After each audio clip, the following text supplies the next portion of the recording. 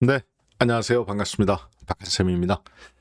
자, 오늘 박한쌤의 이슈킹 63번째 시간인데요. 그동안 여러분 덕분에 여기까지 오게 됐다라고 생각합니다. 정말 종합주가지수도 6,000포인트, 박한쌤의 이슈킹도 63번째, 이제 종합주가지수는 7,000포인트를 향해서 달려가고 있습니다. 국내 종합주가지수가 7,000에서 8,000까지, 9,000에서 10,000까지 현재 어디까지 달려갈지 어느 누구도 제한을 둘 수 없다고 보여집니다. 자, 그런 가운데 한국 주식시장에 또 한 번 큰 기회를 안겨주는 빅 뉴스가 나오고 있습니다. 세계적인 흐름이 한국 반도체와 우리나라 종합주가지수에 긍정적인 영향을 미치고 있는데요. 오늘 방송의 주제는 반도체 세대 교체, 퀄컴과 온 디바이스라는 주제로 깊이 있게 다뤄보도록 하겠습니다. 자, 그러면 무슨 내용인지 하나씩 한번 살펴보죠. 놀라운 일이 지금 벌어지고 있는데요. 어떤 일이냐? 반도체가 세대 교체 중인데, 여러분께 이렇게 이제 말하면 너무 추상적이잖아요. 구체적으로 제가 한번 자료를 가지고 말씀드리도록 하겠습니다. 자, 지금 보시는 이거는요, 전 세계 주식시장의 시가총액 상위 순서입니다. 이게 이제 시가총액이고요. 여기에 있는 게 이제 종목 이름입니다. 1등이 엔비디아죠. 여전히 AI 시장이 계속 활발하게 진행되는 가운데 엔비디아의 시가총액이 5조 달러 전후에서 계속 머물고 있습니다. 4조 8,495억 달러입니다. 자, 2등이 누구냐? 구글입니다. 불과 얼마 전까지만 해도 구글은 아마존보다도 아래에 있었고, 1등은 애플, 2등이 마이크로소프트. 애플이 20년간 그 자리가 바뀌지 않았었습니다. 자, 그런데요, 이제 엔비디아조차도 1등에서 3년 만에 내려올 가능성이 매우 높아졌습니다. 그 자리를 누가 차지하느냐? 바로 구글 A와 구글 C. 이게 이제 알파벳이라고 우리가 그러는데요. 코드 번호가 구글이에요. 그래서 제가 구글이라고 부릅니다. 4조 6천억 달러로 이제 미국은 5조 달러 기업이 3개가 생기게 되었습니다. 엔비디아, 그리고 구글, 그리고 구글 C. 아마 이렇게 되면은 미국 주식시장의 지금 판도도 바뀌고 있지만은, 그러니까 20년 동안 스마트폰 이후 한 번도 바뀌지 않았던 애플의 1등 자리가 AI로 인해서 최근 3년에 바뀌었습니다. 그럼 애플이 시가총액이 떨어져서 그런 거냐? 아닙니다. 애플도 2조 달러에서 100% 올랐습니다. 4조 달러라. 1조 달러가 1,500조 원이에요. 5조 달러는 한국 돈으로 7,500조 원입니다. 우리나라 종합주가지수가 현재 6,700포인트, 600포인트 왔다 갔다 하고 있는데요. 시가총액이 5,300조 원 전후에서 왔다 갔다 하는 겁니다. 그러니까 대한민국 시가총액보다 커요, 한 종목이. 자, 그런데 20년간 바뀌지 않았던 1등 자리를 엔비디아가 AI로 바꿔놨었는데, 이제 그것조차도 3년 만에 다시 구글이 그 1등 자리를 차지할 가능성이 5월달 돌아오는 다음 주 시작할 걸로 보여집니다. 자, 그러면 이게 무엇을 의미하고 여러분과 저는 어떻게 대응해야 될지 오늘 자세하게 보도록 하겠습니다. 자, 거두절미하고요, 오늘 여러분들께서 보셔야 되는 종목은 바로 미국 내에서는 구글이 만들어내는 새 판에서 퀄컴을 중심으로, 그리고 인텔을 중심으로, 그리고 삼성전자와 애플이 앞으로 또 한번 NPU 반도체와 온 디바이스라는 이 세계적인 흐름 속에서 반도체가 새롭게 대장주들이 바톤 체인지를 하고 있는, 지금 시가총액이 바뀐다, 그렇게 생각하시면 안 되고요. 반도체 대장주들이 바톤 체인지, 즉 수익률 대장주들이 지금 새롭게 변화가 오고 있다, 이렇게 보시면 되겠습니다. 그 중심에 바로 인텔과 퀄컴이 있게 되는데요. 왜 이런 현상이 나오고 있는지, 그리고 국내 수혜자는 누구냐? 국내는 오픈엣지 테크놀로지, 가온칩스, 그리고 하이닉스, 삼성전자, 제주반도체, 대덕전자, 이런 종목군들이 일단 최대 수혜주들이 될 걸로 보여집니다. 자, 그러면 도대체 퀄컴과 온디바이스, 지난주에는 여러분들이 지난주 방송을 잘 들으시고 일요일날 야간 수업을 잘 들으신 분들은 오늘 내용이 이미 우리가 예견했던 부분이에요. 자, 무슨 내용인지 그럼 구체적으로 한번 살펴보도록 하겠습니다. 아는 만큼 어떻게 된다? 그렇죠. 제가 항상 여러분께 박한쌤이 강조하는 거 있죠? 아는 만큼 보인다. 자, 주식도 마찬가지입니다. 기억하실 겁니다. 연초에, 작년 6월 달인가요? 작년도인가요? TPU 반도체가 나왔을 때 제가 GPU 반도체, 범용 반도체, 그 다음에 이제 TPU 반도체가 나왔을 때 이것은 선택과 집중, 즉 GPU는 범용이에요. 이것도 하고 저것도 하고 다 합니다. TPU 반도체는 마치 등산하면 등산화, 테니스하면 테니스화, 축구하면 축구화처럼 그 분야에 특화된 기능을 극대화할 수 있는 운동화와 같은 그런 특화된 반도체라고 말씀을 드렸죠. 구글이 TPU 개념을 들고 나왔어요. 자, 그래가면서 브로드컴과 그 다음 반도체는 앞으로 NPU가 될 거라고 저희가 예견을 했었습니다. 그 중심에 바로 퀄컴과 그리고 인텔이 수익률의 중심에 있을 거라고 저희가 살펴봤었습니다. 6개월 전입니다. 작년부터. 네. 자, 그런데요. 지금 보시는 부분은 왜 퀄컴과 애플 중심, 그리고 그 중간에 인텔이 끼어들었는지, 바로 오늘은 이 퀄컴에 대해서 살펴볼 건데요. 그 중심에는 NPU 반도체라는 개념이 있습니다. 그리고 이 NPU 반도체 덕분에 온 디바이스, 즉 노트북이나 핸드폰, 스마트폰이나 혹은 자동차나 로봇이 스스로 데이터 센터에 엄청난 이 데이터 센터에 연결되어 있는 고도의 이 정보를 네트워크가 연결되어 있지 않더라도, 즉 그것이 연결이 끊어졌다 하더라도 스스로 온 디바이스가, 그러니까 이 기계가 스스로 최소한의 AI 기능을 작동할 수 있는 그런 기능이 탑재된 거. 그러니까 AI 기능의 개인화가 되는 겁니다.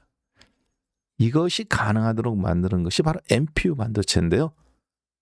자, 그러다 보니까 그걸 우리가 뭐라고 그러느냐? 모바일 기기라고 그러죠. 쉽게 말해서 그동안의 AI는 고정되어 있는 겁니다. 조선소나 자동차 공장이나 반도체 공장처럼 거대한 빌딩처럼 고정되어 있는 곳에서 GPU 반도체나 TPU 반도체를 가지고 학습을 시키고 데이터를 돌리는 거예요. 자, 그런데 그것이 이제 다른 기계들하고는 와이파이나 인터넷으로 연결되는 거죠. 근데 온 디바이스는 고정되어 있지 않고 스스로, 한마디로 노트북이나 핸드폰이나 자동차나 혹은 앞으로 이 VR 기계라든가 냉장고나 로봇이나 최소한의 AI 기능을 스스로 판독할 수 있도록 하는 게 바로 이 NPU예요. 물론 중요한 정보는 클라우드로 연결돼서 데이터 센터에 업데이트는 계속 이루어집니다. 자, 그래서 이걸 우리가 뭐라고 그러느냐? NPU 반도체를 온 디바이스라고 합니다. 한마디로 전자제품 기계에 얹어진 AI, 혹은 거기에 얹어진 어떤 기능, 그 중심에 바로 모바일 기기, 반도체 칩의 중심에 누가 있냐면 바로 이 퀄컴이라는 회사가 있죠.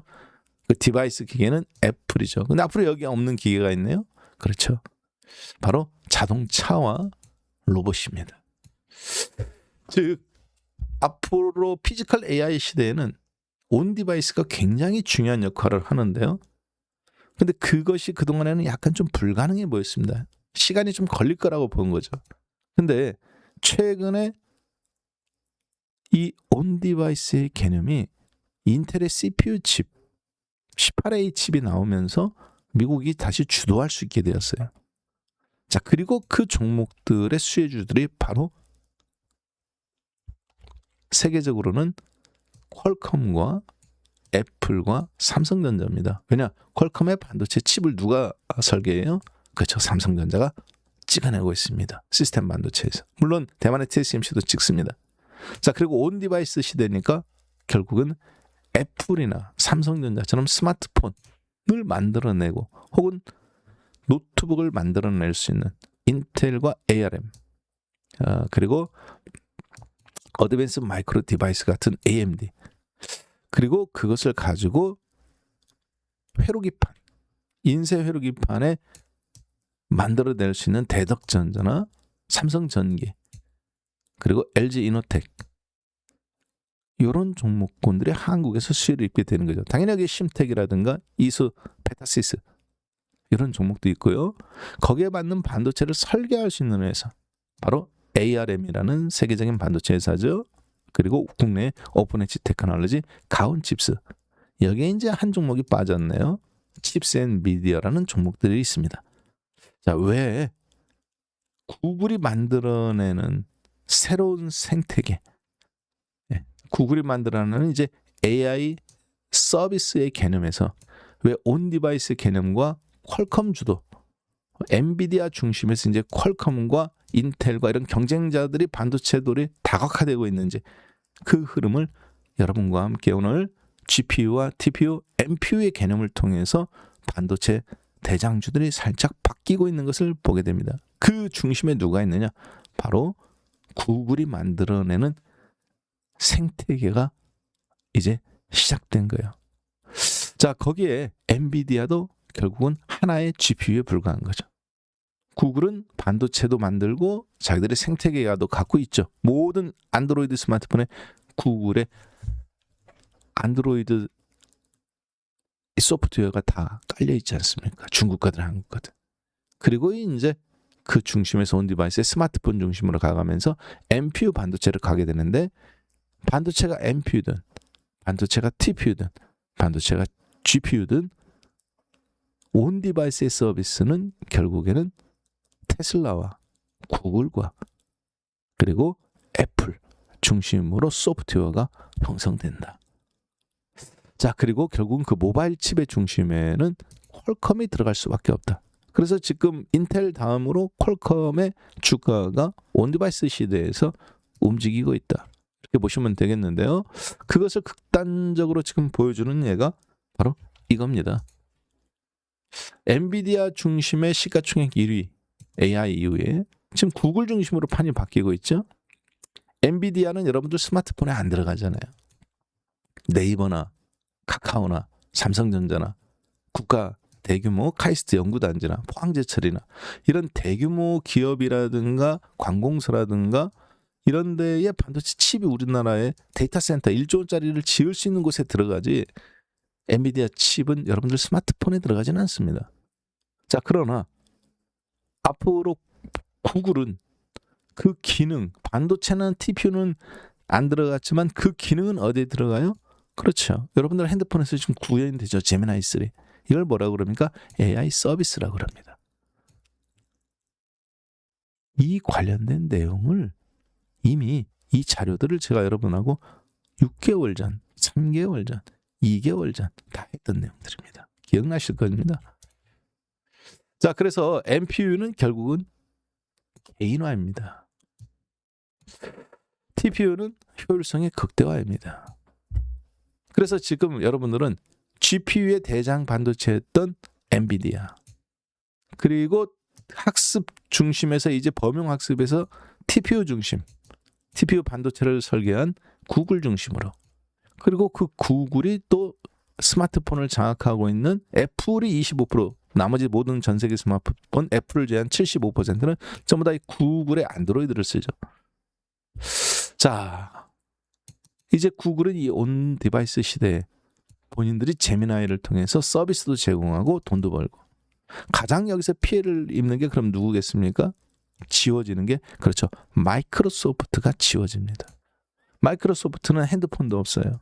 컴퓨터에는 깔려 있지만 이제 컴퓨터 시대에서 모바일 기기 중심으로 가고 있는데, 온 디바이스 시대에 컴퓨터 들고 다닐 수는 없잖아요. 스마트폰을 통해서 로봇이든지 다 컨트롤되는 거고, 로봇에도 그런 칩이 들어가는 거고.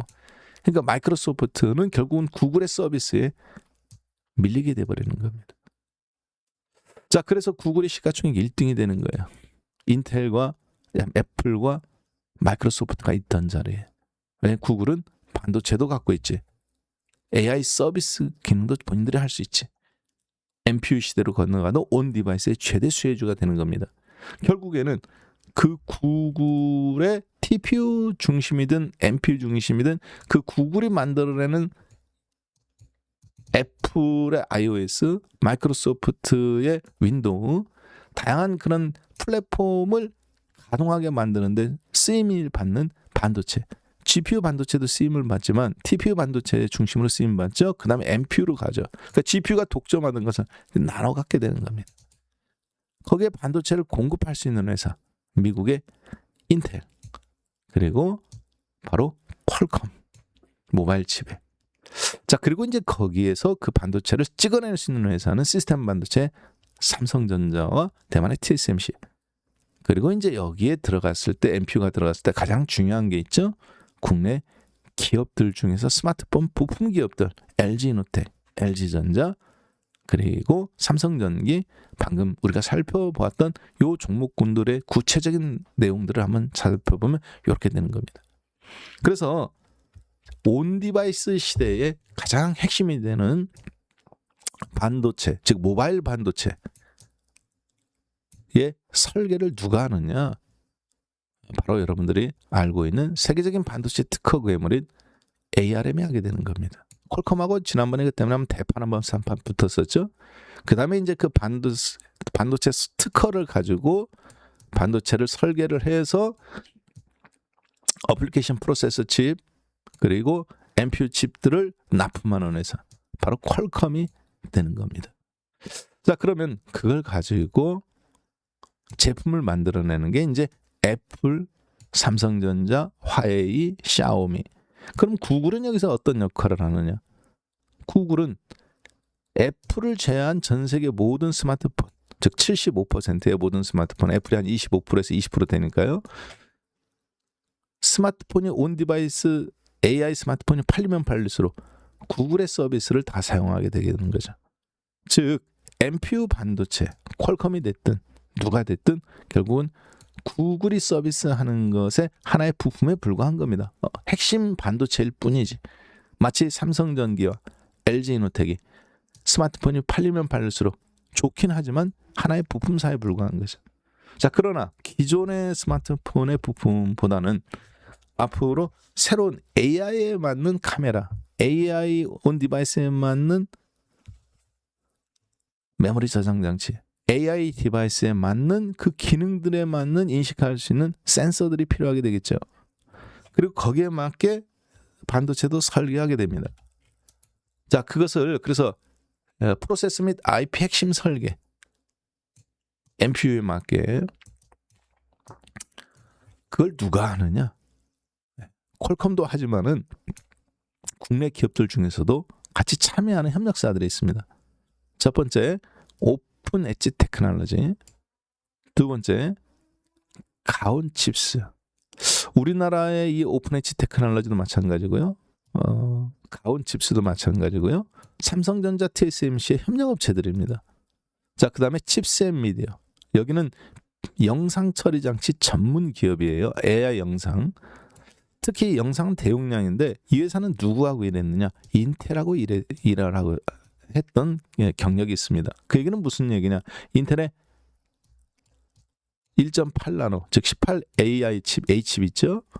요게 이제 CPU이긴 한데 CPU 안에 이제 듀얼 방식으로 사실은 TPU와 NPU 기능을 커버한단 말이에요. 그런데 그때 모빌아이라는 기업이 있습니다. 모든 자동차에 다 들어가는 영상 자율주행에 꼭 필요한 혹은 아주 기본적인 전방 카메라, 후방 카메라 꼭 필요한 이 종목이에요. 자, 그런데 이게 세계적인 모빌아이 자동차 부품 회사인데 원래 인텔 계열사였죠. 상장시켜서 이제 팔아먹었는데 여기에 바로 이 칩셋 미디어 기술이 들어갑니다. 협력사로서. 그래서 국내에서는 아직 이런 종목들이 안 올라갔어요. 왜? 굳이 이런 종목을 살 필요가 있었을까요? 네. 오픈엣지 대신 한미반도체, 가온칩스 대신 원익 IPS, 칩셋 미디어 대신 주성 엔지니어링. 그러니까 아주 기본적인 메모리 반도체라든가 이런 걸 특화시켜줄 수 있는 반도체들이 더 중요했지. 국내에서는 시장도 크고 이건 별로 중요하지 않았습니다. 그러나 이제 미국에서 퀄컴도 마찬가지였죠. 그동안 퀄컴은 주가가 빠졌었습니다. 이렇게 인텔도 마찬가지고요. 왜? 엔비디아라든가 브로드컴이라든가 이런 중심으로 흘러갔죠. 근데 이제 온디바이스 시대에서는 퀄컴이라든가 인텔이라든가 델 컴퓨터라든가 휴렛 패커드 같은 노트북, 스마트폰 이런 거 납품하는 회사들이 중요해졌단 말이에요. 마치 우리나라에서 이제 MLCC 기업, 그리고 즉 MLCC의 삼성전기, 그 다음에 카메라나 모듈에 LG이노텍 같은 종목들이 부각되는 것처럼. 자, 그런 흐름 속에서 이런 종목들이 이제 온디바이스 시대에는 부각이 됩니다. 자, 그런데 이미 올라간 종목들도 있습니다.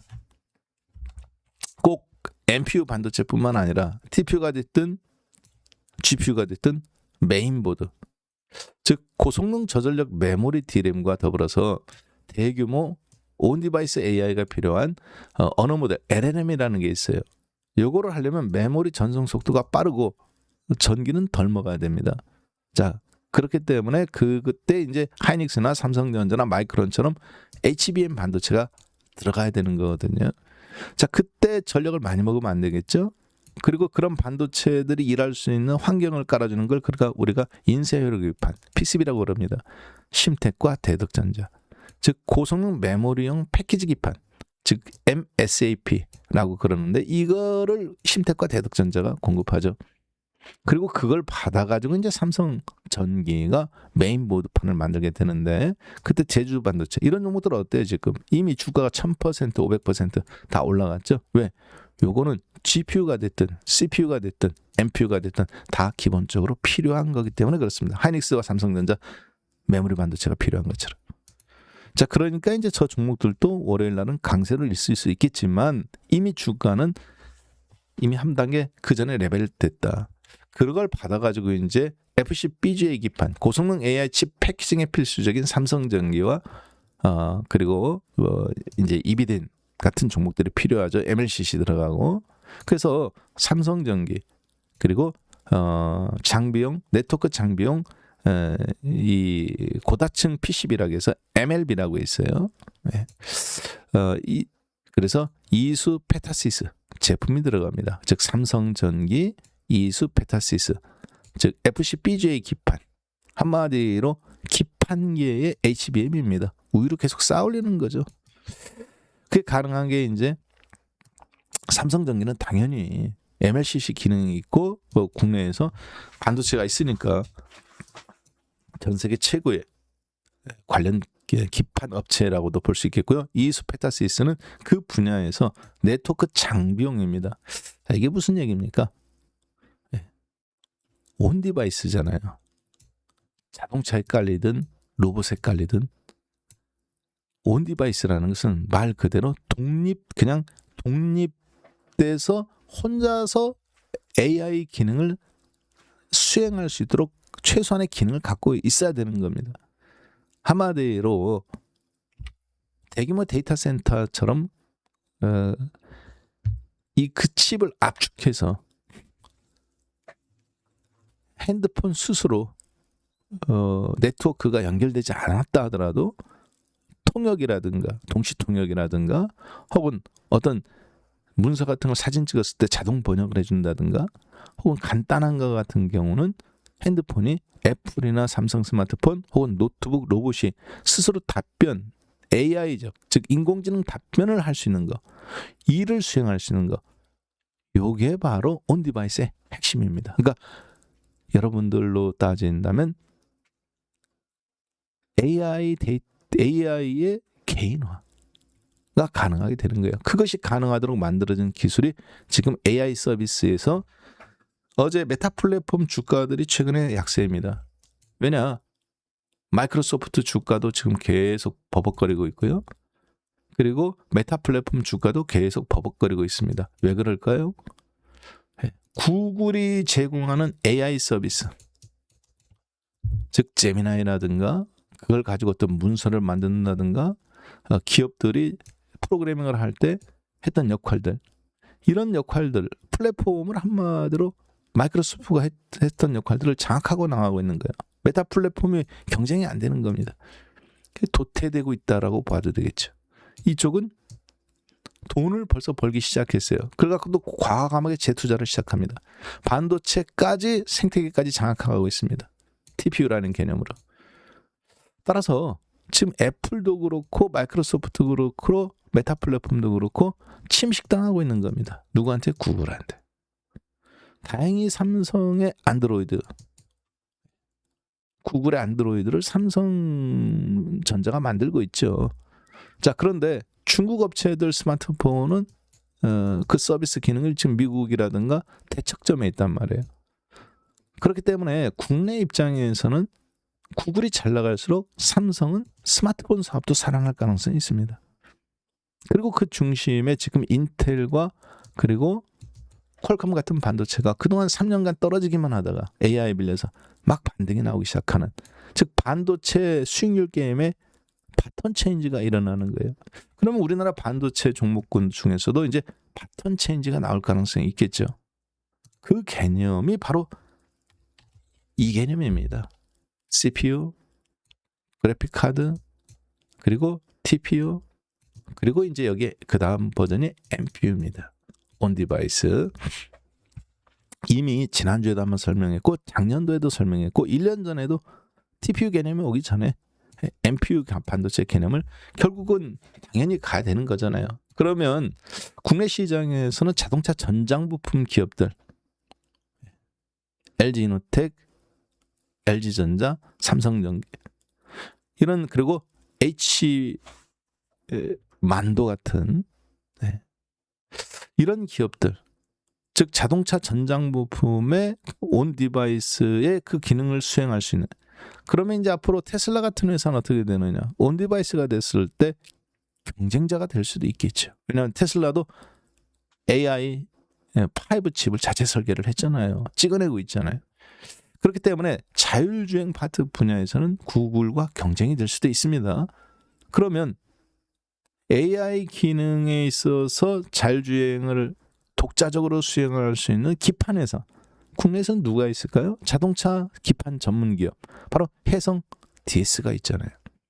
그러한 부분들이 바로 이 개념이죠.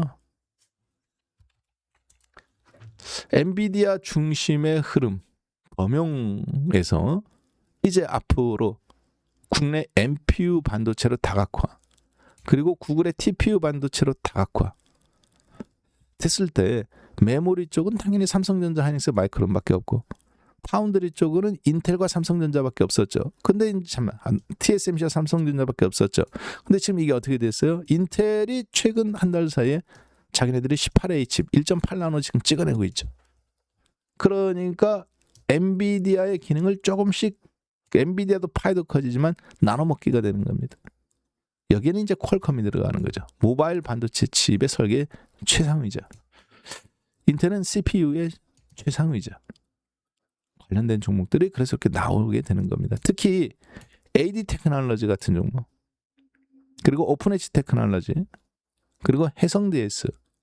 이제 앞으로 그럼 퀄컴 다음에 또 누가 부각될 수 있느냐? 바로 테슬라의 AI5 칩. 놀라운 칩입니다. 그러면 테슬라 주가 퀄컴 다음에 테슬라도 같이 올라갈 수 있느냐? 구글처럼. 가능성이 아주 높다고 봐야죠. 사실 그것이 로봇이라든가 이런 것들로 이제 현실화가 됐을 때 온 디바이스에서는 이 테슬라의 칩이 또 결정적인 역할을 할 걸로 보여집니다. 자, 그래서 그런 가운데 한국은 지금 계속 기회가 나오고 있는 거예요. 이미 다 여러분하고 살펴봤던 중요한 내용들입니다. 자, 그래서 앞으로 여러분하고 저는 이 개념 속에서 국내 반도체 대장주들 이 종목들이 끝나지 않는 한 계속 이렇게 바톤 체인지하면서 움직이는 한 한국의 삼성전자와 하이닉스 주가를 계속 고래 심줄처럼 떠받들어주는 그런 강력한 지지선이 이어질 걸로 보여집니다. 그러면 그 위에서 반도체도 그리고 자동차 부품, 전장 부품도 그리고 그런 것들이 가능하게 온 디바이스가 가능해주는 배터리, 전고체 배터리 관련 종목도 계속 먹을 게 나오게 되겠죠. 우리들만 잘한다고 해서 되는 게 아니라 바로 왜 구글이 급등했는지, 왜 퀄컴이 급등했는지, 그 전에는 왜 인텔이 급등했는지 각자 노는 게 아니라 도도한 한 추세 속에서 반도체 세대 교체 속에서 지금 나오고 있는 거다.